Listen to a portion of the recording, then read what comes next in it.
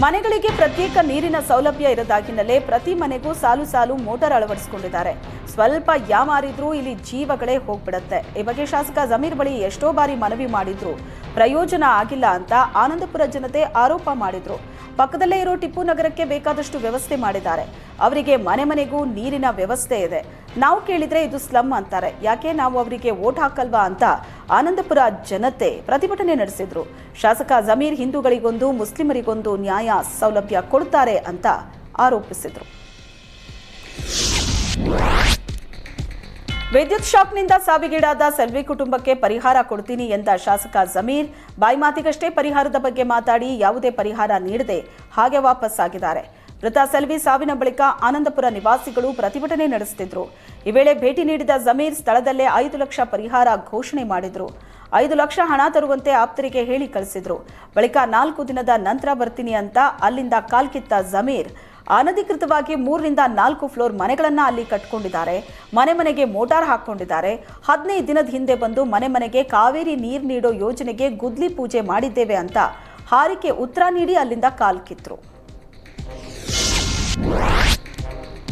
Uniform ಇಲ್ಲದೆ auto ಚಾಲನೆ ಮಾಡೋ ಚಾಲಕರಿಗೆ ಸಾರಿಗೆ ಇಲಾಖೆ ಶಾಕ್ ನೀಡಿದೆ. ಆಟೋ ಚಾಲಕರಿಗೆ ಬಿಸಿ ಮುಟ್ಟಿಸೋದಕ್ಕೆ ಮುಂದಾದ ಸಾರಿಗೆ ಇಲಾಖೆ ನಗರದಲ್ಲಿ ಆಟೋ ಚಾಲನೆ ಮಾಡಬೇಕು ಅಂದ್ರೆ ಯೂನಿಫಾರ್ಮ್ ಕಡ್ಡಾಯ.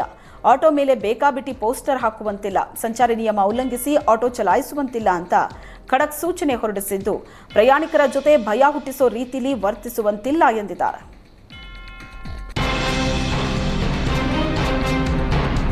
ಕಿತ್ತೂರು ಚೆನ್ನಮ್ಮ ಅಭಿವೃದ್ಧಿ ಪ್ರಾಧಿಕಾರಕ್ಕೆ ಅನುದಾನ ಬಿಡುಗಡೆ ಮಾಡದ್ದಕ್ಕೆ ಪಂಚಮಸಾಲಿ ಜಯಮೃತ್ಯುಂಜಯ ಸ್ವಾಮೀಜಿ ಅಸಮಾಧಾನ ಹೊರಹಾಕಿದ್ದಾರೆ.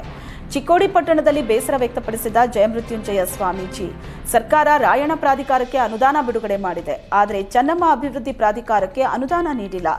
ರಾಯಣ್ಣ ಪ್ರಾಧಿಕಾರದ ಜೊತೆಗೆ ಚೆನ್ನಮ್ಮ ಪ್ರಾಧಿಕಾರಕ್ಕೂ ಅನುದಾನ ನೀಡಿ ಅಂತ ಒತ್ತಾಯಿಸಿದ್ರು.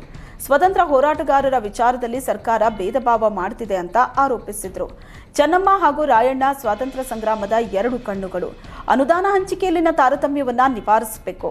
ಇಲ್ಲವಾದರೆ ಲಿಂಗಾಯತ ವಿರೋಧಿ ಸರ್ಕಾರದ ಜೊತೆಗೆ ಚೆನ್ನಮ್ಮ ವಿರೋಧಿ ಸರ್ಕಾರ ಅನ್ನೋ ಪಟ್ಟ ಬರುತ್ತೆ ಅಂತ ಎಚ್ಚರಿಕೆ ನೀಡಿದ್ರು.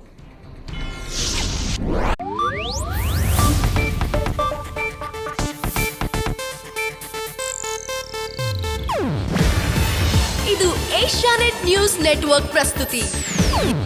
ನೀವು ನೋಡ್ತಿದ್ದೀರಾ ಏಷ್ಯಾನೆಟ್ ಸುವರ್ಣ ನ್ಯೂಸ್.